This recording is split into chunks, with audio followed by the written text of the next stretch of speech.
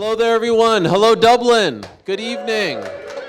It's great to be here. Wow, look at this crowd. It's wonderful to be here at the JD, beautiful store in the heart of Dublin. I'm Ariel Helwani, here hosting a very special edition of After Hours. It's a very special fight week, of course. It's the big Katie Taylor homecoming. Yes. No one wants to hear from me. Let's say hello to these fine gentlemen. Let's say hello to Irish boxing royalty, the former WBO world middleweight champion. The great Andy Lee is here. Of course. Thank you. Champion turned trainer now, and he has a fighter on Saturday's card that we will talk about. You know this man. He is the diva. He is going to be, in very short order, the face of Irish boxing. He is a superstar in the making. He is also competing on Saturday in the co-main event against Jose Felix. He is the one and only Gary Cully. Hello, Gary. I mean, just look at him. He looks like a freaking star, right? I mean, that is a star. The pink shirt, the tattoos, I love everything about it. And this man needs no introduction. He is the promoter for Saturday's event. He is the face of Matchroom. He is the chairman of Matchroom. He's the one and only Eddie Hearn. We've been having a debate all day long. Who's more popular in Dublin, me or Eddie? I think that just proved that I am more popular. Go on then. And of course, hold on. And I guess we should also say as well, a big welcome from United States to a legend of combat sports broadcasting, because it's no longer MMA, it's boxing and everything. We're very honoured to have the great Ariel Helwani here with us. Oh, wow. No. You hear that? That is quite the pop. Thank you so much. Thank you, Eddie, and thank you to everyone for being here. It is a great, great time to be in Ireland for such a great event. Now, I want to start with you, Andy, because, you know, you've been fighting here for a long time. You are from here. You had to travel the world as well. And, you know, one thing that Katie said earlier today, which I think spoke to Eddie, spoke to myself, spoke to anyone who's a fan of Irish boxing, she is bringing back big-time boxing to Ireland. It's been quite some time since we had a big event here in Ireland. For someone who is from here, who represented this nation all across the world, what is it like that it's finally back, big-time boxing in Dublin, in Ireland? To be honest, I think this will actually be the biggest fight to take place in Dublin. I know there were some great nights here at Bernard Dunn and back a long ago myself even, but Katie, just with her journey, you know, turning pro, fighting all over the world and being recognized all over the world, not being able to fight at home, but finally now getting the chance, it's made it even bigger. Say if she had a debut here in Dublin, or has fought throughout her career here in Dublin, it wouldn't have been, nothing would be as big as this. This homecoming's been long anticipated, long waited for. You can see the crowd here and the crowd today at the public workout.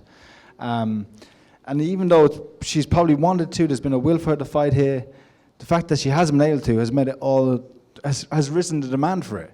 And like from the top of the bill all the way through, there's Irish interest, and with Gary Cully on the show, the likes of Dennis Hogan, Paddy Donovan, Thomas Carty, Onwards Queven as well. You know, it's a feast of boxing for Irish sports fans. It's long overdue, and it's just good, and so good of Matchroom to bring it, because there's no one better to do it. Gary, I was here just once before. It was in July of 2014 at the 3 Arena for Conor McGregor's first UFC fight and only UFC fight in Dublin. And I say time and again, it's the greatest atmosphere that I've ever experienced. And I also saw what that card did for the likes of Paddy Houlihan, what it did for Gunnar Nelson, what it did for Cathal Pendred, his teammates, other Irish fighters or fighters who trained in Ireland, what it did for their careers to be on that card. Have you been able to wrap your head around what Saturday will mean for your career to be the co-main event of, as Andy put it, perhaps the biggest card in the history of Irish boxing, right underneath arguably the greatest Irish boxer of all time, Katie Taylor? You're a young up-and-coming fighter. Have you even been, you know, started to put your head, you know, wrap your head around how special all of this is? Not really, to be honest with you. I'm trying to stay focused. I'm trying to not get too involved in all of that. But this is special. Like, this is home. Thank you first of all for everybody for coming out here. This is JD in Dublin, where I'm in here every week shopping. Like, you know. Didn't get those glasses in here, did you, to be fair? I'd just like to say shout out to Frank Smith, because I had them in my pocket and he said they look so good on me that I had to come out and wear them on the show. So shout out Frank Smith. But nah, this is home. This is special. And yeah, every press conference, every kind of interview in the lead up to this, I've been saying shout out to Katie because this is mad. We've grown up. I remember being on the Irish high performance team with Thomas and Keevan. Paddy Donovan obviously growing up behind us as well. He was a little bit younger, but we were on youth teams, junior teams growing up when Katie was a senior, and we would have trained in the high performance unit, watching her going out winning world gold medals, European gold medals, and she's forged the way for us all. She's been giving us opportunities for the last 15 years, and she's still doing it to this day, and it's special. She's a special person, and shout out to her because she's been, like I said, giving us all massive opportunities. This is going to be a huge night for me and a huge night for my career, and I have Katie to thank for that, so yeah. Everyone was a little bit devastated, Eddie, when we found out that Amanda Serrano withdrew. And everyone thought maybe this whole dream would go up in smoke and we would have to wait a little longer. What was your reaction when you found out from Katie that she not only wanted to remain on this date, she didn't want to just fight any opponent, she wanted to fight at 140 to go for the undisputed title against arguably a tougher opponent in Chantelle Cameron? Yeah, I think my first reaction when Serrano pulled out was it's rescheduled.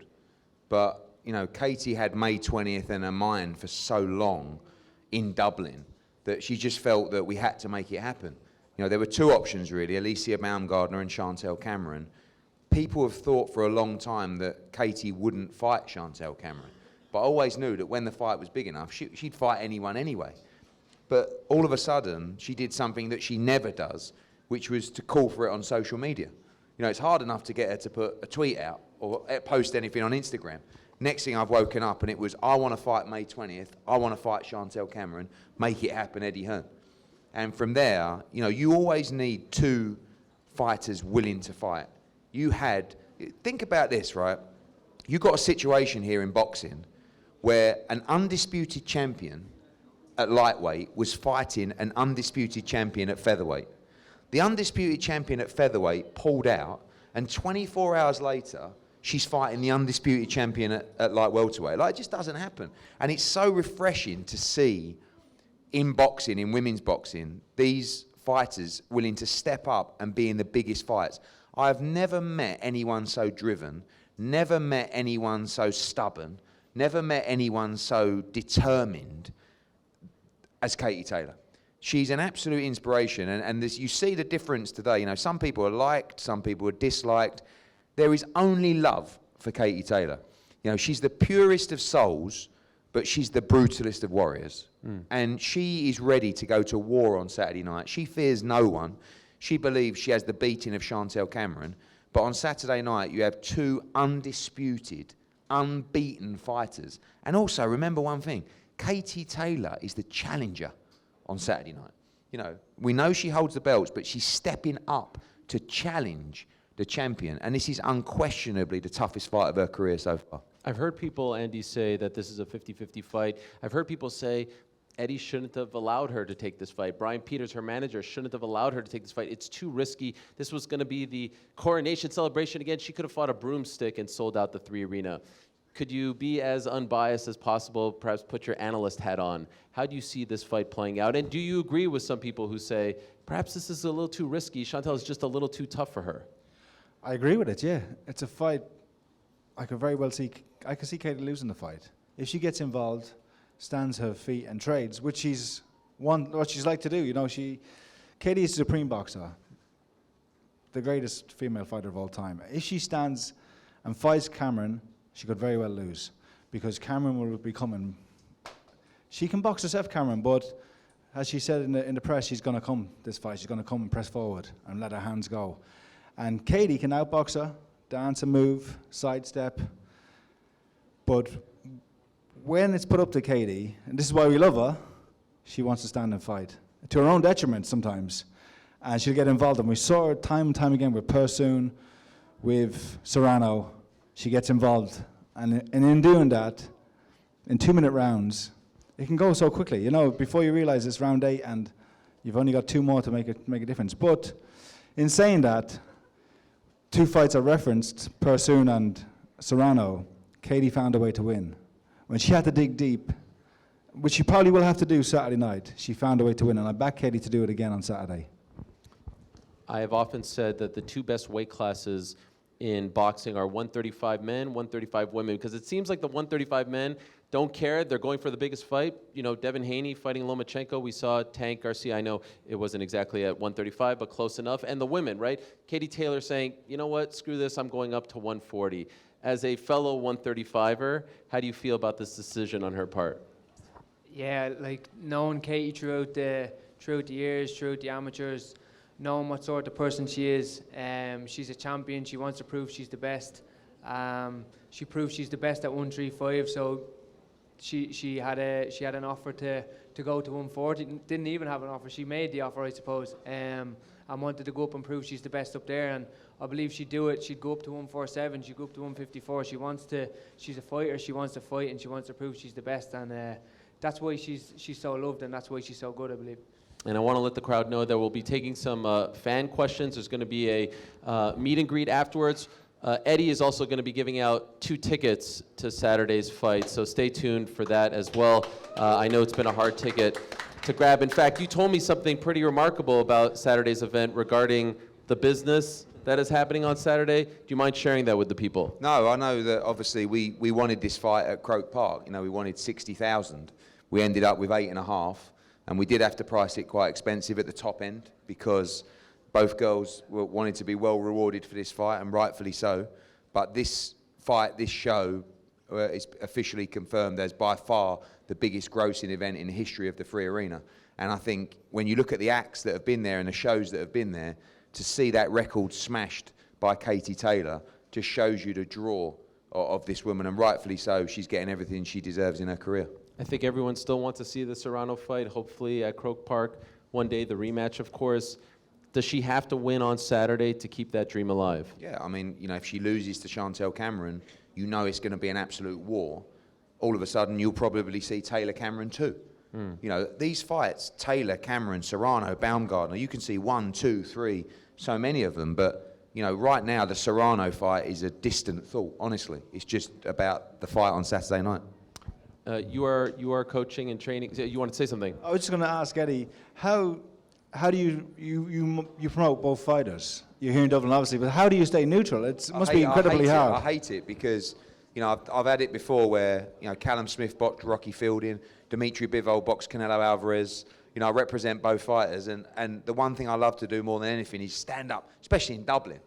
You know, that's why if it was Serrano, you would have seen me in the ring and jumping around, but, you know, you have to respect your position, and we've provided this opportunity for both. And there's 2 tales in this story. You know, one is Katie Taylor coming home to become a 2-time, 2-division undisputed world champion, the greatest female fighter of all time. And on the other tale is Chantelle Cameron, which I think would be recorded as one of the greatest wins by an English or British fighter, you know, for a long time in the modern era. To come to Ireland and beat Katie Taylor in her backyard would be a massive win.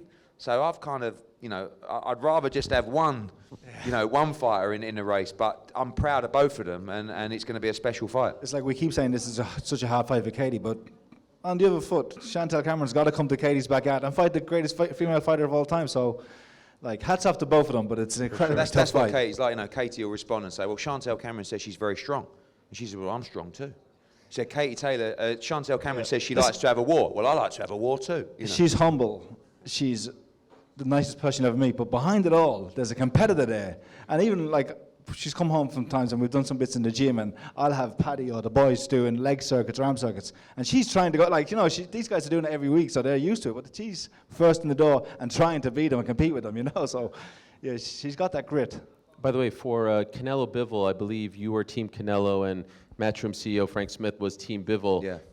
This time around, are you picking sides again? Are we doing that that bit? No, I think we have to be neutral. And okay. Katie's one of my all-time favourites, but, you know, Frank Smith got some glory that night. It was nice to see. It's good to see the work experience boys getting a bit of justice.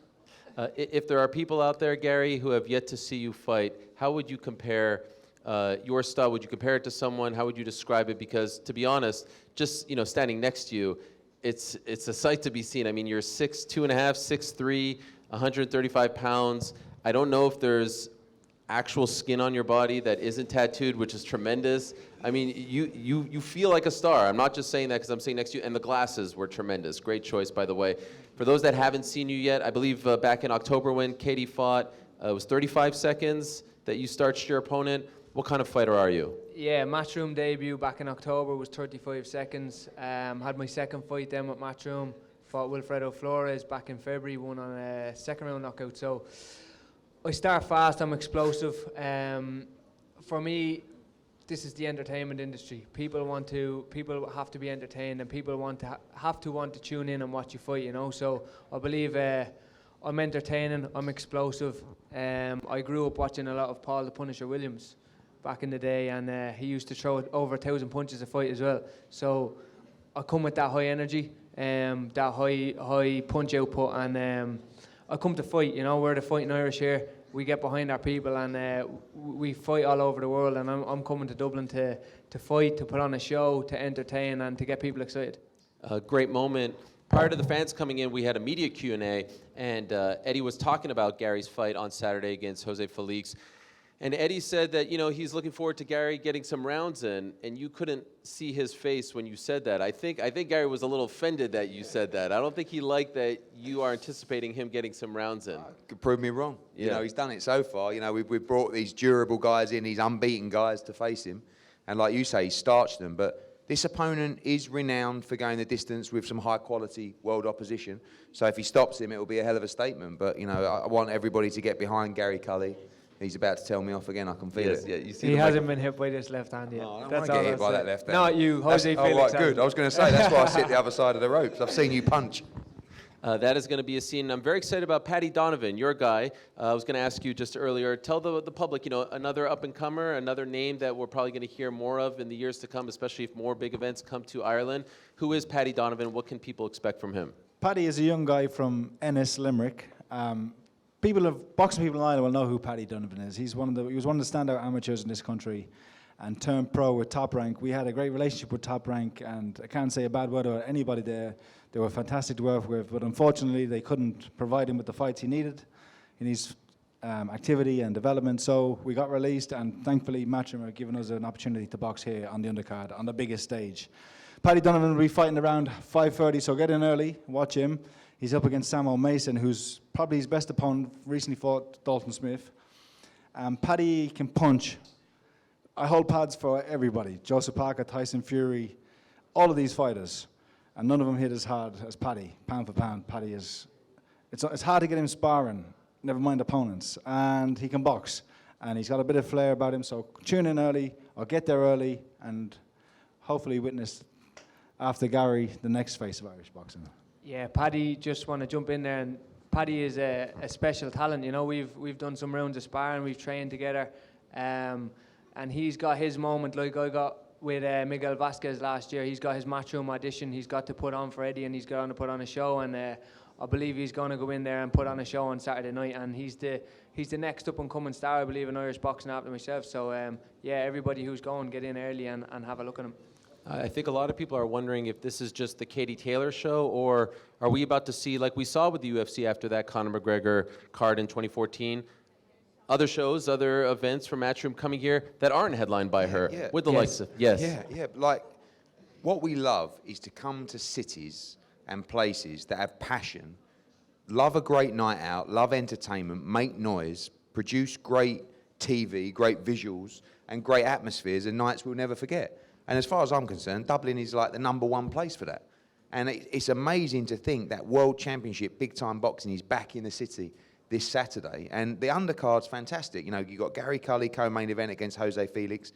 You've got Terry Harper fighting Cecilia Brackhouse, you know, a legend of female boxing in a great fight. You've got JJ Metcalf against Dennis Hogan. It's going to be an absolute war. You've got Kevin Ajarko, who's a fantastic talent as well, another guy that could headline in Ireland. You've got Paddy Donovan. You've got a great heavyweight scrap between Thomas McCarthy and Jay McFarlane. You've got Maisie Rose against another talented female Irish fighter as well. It's a brilliant night of boxing, and I believe it's going to be the first of many back in this city. Going back to Gary for a moment, how far away, if all goes well on Saturday, how far away are we from him in the conversation with the likes of George Kambosos, Shakur Stevenson, Lomachenko, Haney, those guys? I mean, Kambosos is in a different league to those other guys, but I think he's 3 fights away from that level. This is the fight that we'll see, may give him rounds and give him that big night experience. Then we need one of those top 15 gatekeepers, you know, Jorge Linares can sometimes be a good example, but he's coming off some defeats. But he's the guy 6-12 months ago, and it might be a George Kambosos. He was supposed to fight Maxi Hughes on the. I mean, that's a good example. He was supposed to fight Maxi Hughes on this card. Maxi Hughes took less money to fight George Kambosos. That's how much people want to fight Gary Cully, But we understand that because at the moment he's kind of like massive risk, low reward. But we need to build him into the star that people want to take chances. And I also believe that he can win world championships at 135. And I think he will move to 140 in time as well. And when he does, we're going to have Regis Prograis. We might have Matthias. We've got Jack Catterall. We've got loads of fighters at 140 as well. But the next fight after Saturday for Gary Cully is one of those top 15, top 10 guys to prepare him for all the big names that you mentioned. Do you agree with that assessment? Yeah, 100%. I think I've fought 8 rounds once. I've fought a couple of 8 and 10 rounders, but I've went to 8-round distance once. People seem to forget that. I've been getting in and putting big performances on and knocking people out early, but I haven't really gained that experience, I suppose. You look at the likes of Devin Haney fighting against Lomachenko at the weekend, and he's 27, 28 or something like that. Went the distance numerous times, 12-round distance. So I believe I have to go the distance maybe a couple of times. Hopefully not, fingers crossed. But go the distance, gain some experience, maybe 2-3 fights. But like I said to you earlier on, 2024, the start of 2024, that's the year I want to go over to the States and take on them big names. Andy, could we get a little nostalgic here for a moment? Could we look back in the time machine? Favorite moment for you fighting here in Ireland? What's the moment? Perhaps it could be a fight that everyone thinks, or maybe it's one that's under the radar, so to speak. What comes to mind? I think it was my first fight here. I fought for the Irish title against a guy called Jason McKay. Darren Barker fought him after me, yeah. So, and it was a tough fight, and he talked a lot of smack at the weigh-in and the press conference, and I was shocked because I was this Irish Olympian who'd done it all, and he was just a good pro fighter. But I got a good win, and I stopped him in the end. But there's been some fantastic nights here. No one will forget the night Bernard Dunn beat Cordoba in the 3 Arena. Ireland had won the Grand Slam in the rugby earlier on in the afternoon, and everyone was packed in, and Bernard came back from the death to beat him and stop him in, I think it was the last round. But that has been, that's the last time there's been a big show here, really. He fought Punsunwat after that, but that was kind of the tail end of his career. I'm like you say, the first question you asked, I'm trying to think of the biggest night in boxing. Muhammad Ali fought here just over 50 years ago in Croke Park. He fought Albert Lewis, but that was more or less one of his fights when he was on the road. It was just a quick fight. They put it together, and he picked his own opponent, really. Albert Lewis was from Detroit, where I was based, so I kind of knew the background of the story. But like this fight on Saturday night is probably going to be the biggest boxing event in the Republic of Ireland of all time. Yeah, probably is. I don't know. Can you think of anything else? I think we should just leave it at that because that's exactly that is the that's quote. The soundbite I needed. That is the quote. Let's go to the crowd here and take some questions from the fans. I believe we have someone with a microphone who will be traversing. Do I see the microphone? Oh, she's somewhere. All right, well, go ahead. Just say your name, where you're from, and who you want to ask a question to. All right, I have a question for Eddie. I have a few questions, actually. My name is Kieran. Right? One of the questions is, can I have one of Anthony Joshua's belts since he doesn't need them anymore? Say again? Can I have one of Anthony Joshua's belts since he doesn't need them anymore? I think if you could achieve 100 millionth of what Anthony Joshua has achieved, you'll be a very happy boy. I have another question. Do you reckon we're guaranteed to see Taylor fight in the O2 Arena? In Croke Park, sorry. Yeah, I think, look, we really wanted to make that happen. I think that it's a night that would be remembered in Irish sport for a long, long time. It was expensive. It was 3 times the cost of Wembley. But, I understand business is business. But I'm pleased to be in 3 Arena. I think the Irish government and tourism, I got a bit of stick for saying I feel like they should be supporting her to go to Croke Park. The government spend money on sporting events all over the world, but they never spend money on boxing. Do you know what I mean? So for me, Katie's the kind of person that they should help out. But the problem with this weekend is you've got the rugby as well. So ultimately, it was a bad weekend for tourism, and we've seen the prices of hotels this week. I was going to say, the stadium, I said, welcome to Dublin. Everything's expensive. I know. All right, who's next? Just I didn't understand. Believe it or not, my barber is myself, and I'm going to take that as a compliment that you are so impressed with my handiwork. Thank you very much. I used to pay top dollar, but now I just do it myself. Thank you for asking. All right. How's everybody up there? My question's for Gary. Obviously, we're very excited about seeing Katie in the main event, but obviously you fought in Northern Ireland, Nottingham and London. What's it finally like to fight in front of a Dublin crowd, especially in the 3 Arena? And by the time the co-main event comes around, it's going to be absolutely nuts. And also, is one of your goals to main event in the 3 Arena, maybe early next year or later this year? Yeah, like I said earlier on, like this is mad to me. I'm in this shop nearly every week. This is where I come up, get my hair cut. I have food here every week. This is home to me. You know, I fought in Belfast, but Dublin is home to me. I grew up 20 minutes from here in Naas and Kildare. Any big gigs I ever went to when I was a kid, growing up, going to concerts and stuff, were always in the 3 Arena. Growing up, seeing Bernard Dunn fight, the Cordoba fight that Andy mentioned a second ago, seeing that in the 3 Arena, and always having dreams of fighting here, and it's literally come full circle. Like I said, I'm sharing a card with Katie and also with 3 lads who I grew up going through the youth amateur system together. So I can't quite put into words how special it is. It's literally dreams coming true for me. My ring walk as well is going to be special for me. It's a dream come true. It's a live ring walk from a good friend of mine as well, and it's a dream come true. So it's special to be here, and I hope it's the first of many, many more nights coming back to Dublin. Can you tell us more about that ring walk? Yeah, so I'm from an estate Didn't want to say, but it's you too. But don't tell Wow. I'm from an estate in Naas called Sarto Road. I grew up in number 81, and my friend growing up grew up in number 75. Dan McCabe is his name.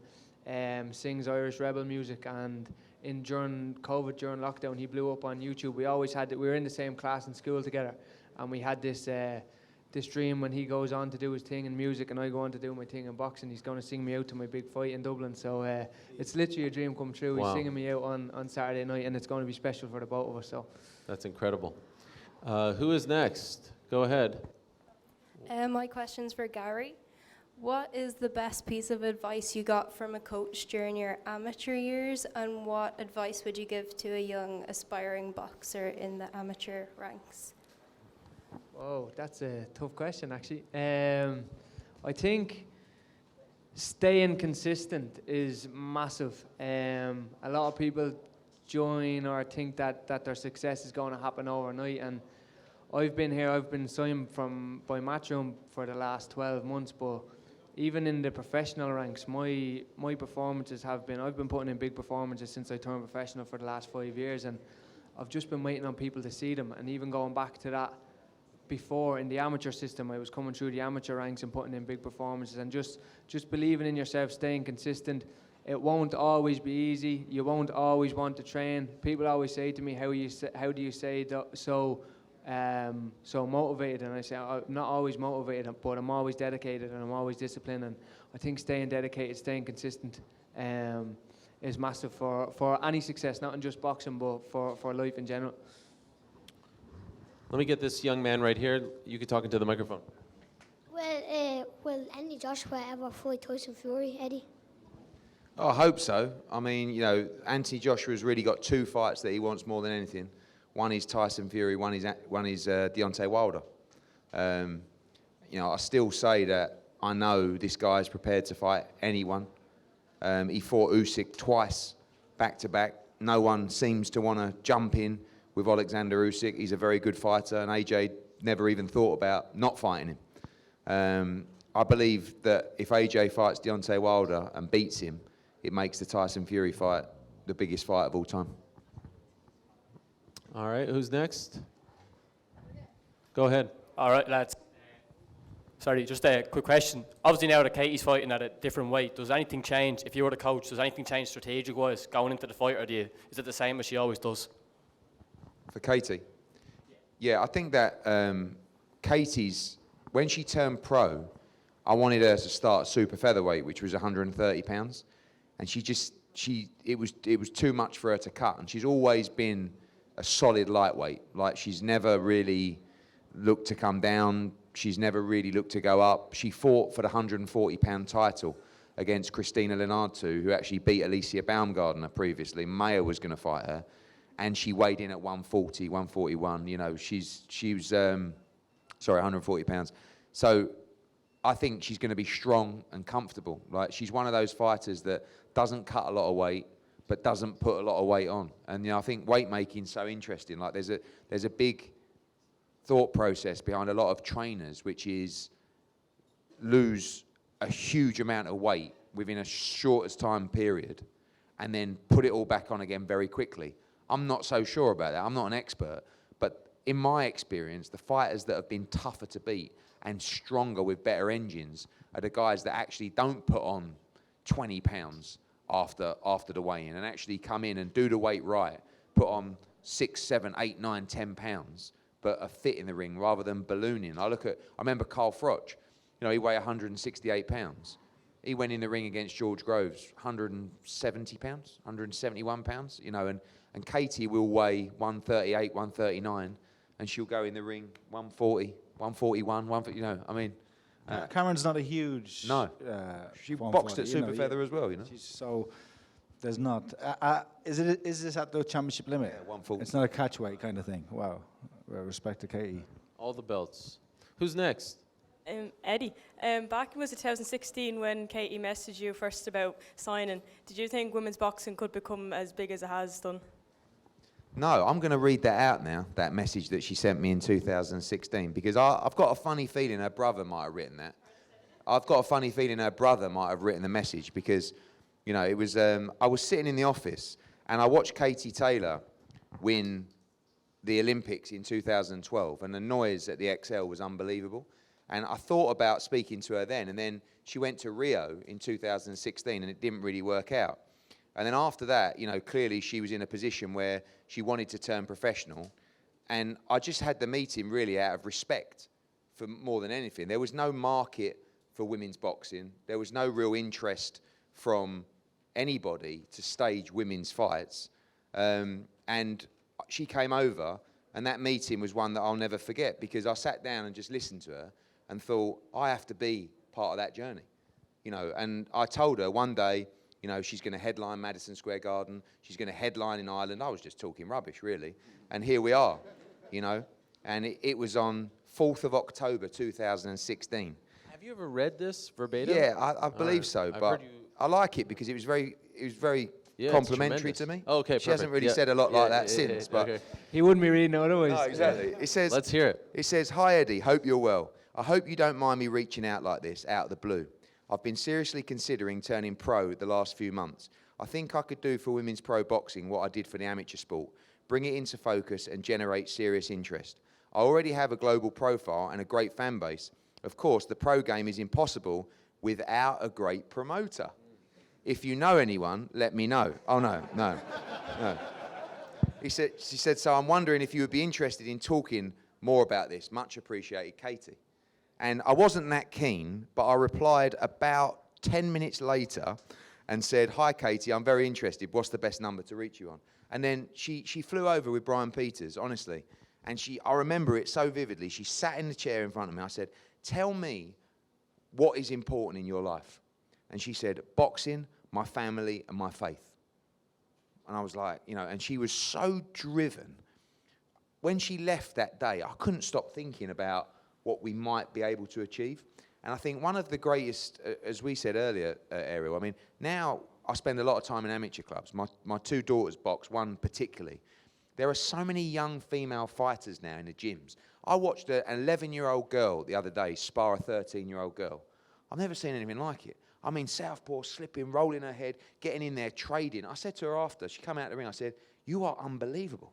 She went, "Thank you, boxing's my life." And I thought, wow, an 11-year-old girl telling me that boxing is her life. And I said to her, "Who's your favourite fighter?" I didn't even have to ask her. And she said, "Katie Taylor." But now there's a dozen others that they might say, you know. And I think that the barriers around women's sports, especially with someone with two daughters, is one of my daughters plays football, but there isn't a girls' football team at her school. And if you would have asked me 10 years ago, I would have said, "But that's because girls don't play football. They play hockey and netball. Boys play football." And now I look at that and think that's absolutely ridiculous. And Katie's changed the mindset of me. And, you know, when we signed Katie Taylor, my dad said to me, "What are you doing?" I said, what? I said, she's unbelievable. He went, women don't fight. I said, all right, watch her. He watched her debut. He was like, wow. And when you think women don't fight, why? Everyone should have the opportunity to do it. But to see so many young female fighters now coming through, and it's all because of her. And that's probably, of all the things she's achieved, that's probably her greatest legacy. It's true because, like, it's not that long ago that female fighting was like, it was a sideshow. You know, it was a struggle for female fighters to get shows on small cards, to get a fight on a small card. Never mind be main event, and a lot of time co-main event. When Joshua fights, Katie's right beside him. You know, but her rise in the program and her bringing female professional boxing to this prominence, it's coincided with female sport across the board, you know, soccer, whatever sport, rugby and everything else. But I think, you know, you tune into a boxing fight, I'm watching Anthony Joshua fight, who's the comment? Katie Taylor, look how good she is. Like, she has changed the consciousness of a lot of people and the perception of female sport, not just boxing, but across the board. Amen. All right, we'll go with 2 more. Second to last, wherever the microphone is, go ahead. Okay, this young man, let me give you the microphone right here. Thank you. I have a question for Eddie and for Gary. Eddie, would you ever entertain a Conor McGregor comeback from boxing, and if so, who do you think he'd Good match question. up well I mean, against? I had a pint with Conor McGregor down the Black Forge. I've never met a personality like it. I mean, I'm a fan. And when I was talking to him, I was thinking, wow, I can't believe I'm having a pint with Conor McGregor. And 2, you're absolutely mental. But what a great character. What a great promoter. And look, he's back in the event. He's back in Katie. I think I said to Ariel earlier, I think the problem is a lot of these MMA fighters don't have the pedigree. Conor boxed as an amateur. Unfortunately for him, he made his boxing debut against Floyd Mayweather, which was a bad choice of opponent, but he didn't do too bad out of it, But if he's going to fight someone, I'd like to see him actually fight someone maybe from the MMA world who can also box a little bit as well. Maybe we were saying about Nate Diaz, in a boxing match. But, I'm not so sure.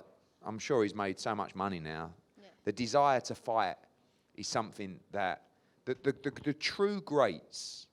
Marvin Hagler once said, it's very difficult to get up and do your runs when you're wearing silk pajamas. So, and this is where people like Katie Taylor, people like Canelo Alvarez, people like even Anthony Joshua, even Tyson Fury, those kind of people who have achieved more than they've ever dreamed of achieving, yet want it as bad as they've ever wanted it. And that's a true great. That's when you talk about a competitor. And that's what, what Gary said about staying consistent. Consistency is the key to everything in life. Doesn't matter whether it's being a fighter, being a footballer, being a businessman. If you stay consistent and if you do the right things, you will win and you will get results, And I think, Conor McGregor is an unbelievable story. People like Gary Cully are unbelievable stories because they're underdogs, and they see boxing or combat sports as a way out, really, or a passion that they have to make it in life. But when you get there, you remember Canelo Alvarez used to sell ice pops on a street of Guadalajara, right? He's now made, 500 million. He's got more belts than Marks and Spencer's. And now, but he still trains with the same intensity, the same passion, and they're the special ones. Yeah. And Gary, when you go up and win the belt in 135, do you ever think you'll go up in 140 and fight Ryan Garcia? Yeah, I'll defo move up through the weights. I obviously want to establish myself first at 135 as a lightweight. I started out my career as a lightweight. I want to win my first world title as a lightweight. But my ultimate goal in boxing is to go down as Ireland's greatest fighter ever. I know Carl Frampton won world titles in 2 weights. So to do that, I would have to win 3 weights, which would mean going up to 140 and then up to 147. So, 135, obviously I've got my eyes set on first. There's a lot of great fighters in there that I have to beat first, but eventually I see myself going up through the weights. Obviously got the frame, 140, 147. Ryan Garcia is a fight that I'd entertain at 135, 140, 147, wherever it may be. I'd take that fight in a heartbeat, so yeah, defo.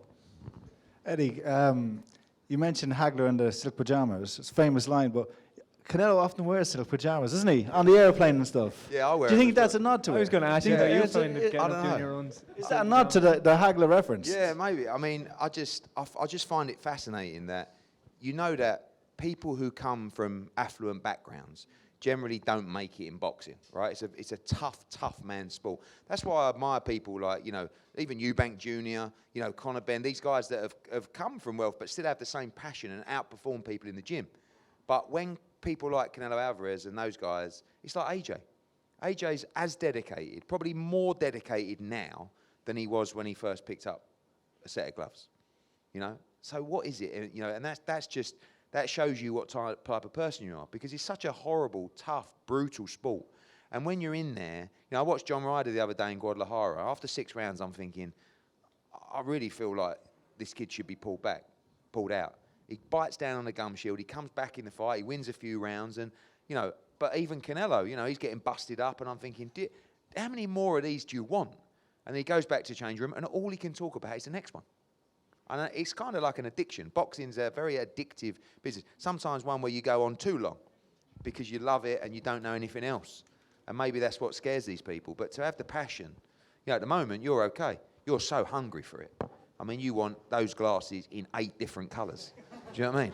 And let me tell you, they're coming real fast, you know? For sure. I actually got another pair as well in a different colour, so you'll see them tomorrow at the presser. I love that. I wish we could take questions from everyone here. Unfortunately, we don't have time. There is going to be a meet and greet, but now's the tough spot for you, my friend. You have to pick a winner, for the 2 tickets to Saturday's card. Winner for the fight. Oh, that's no, okay. no. Yeah. I wouldn't do that to you. You're down the middle. No, I mean, I would say picking a winner for the tickets is probably tougher than that. How do you want to do this? Best question?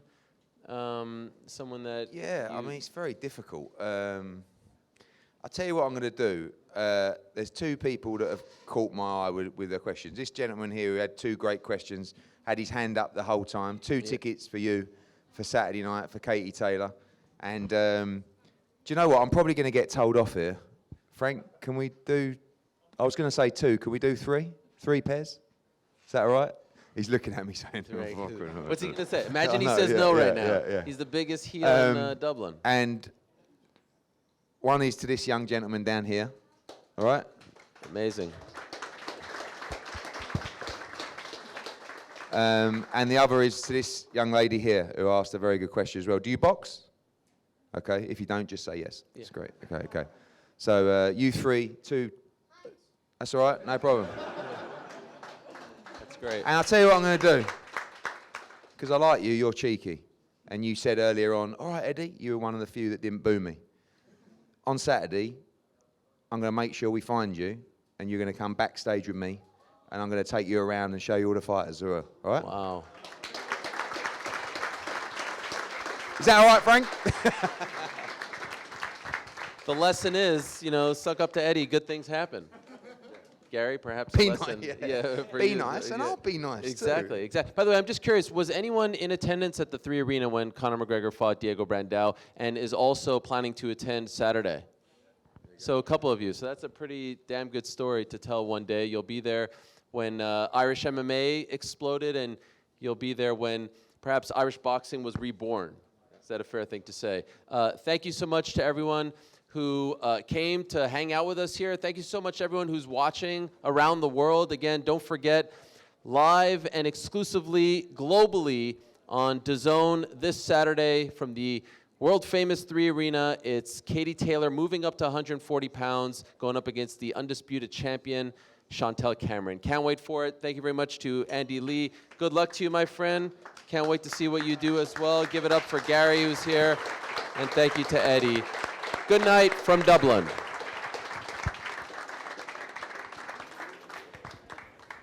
Folks, if you...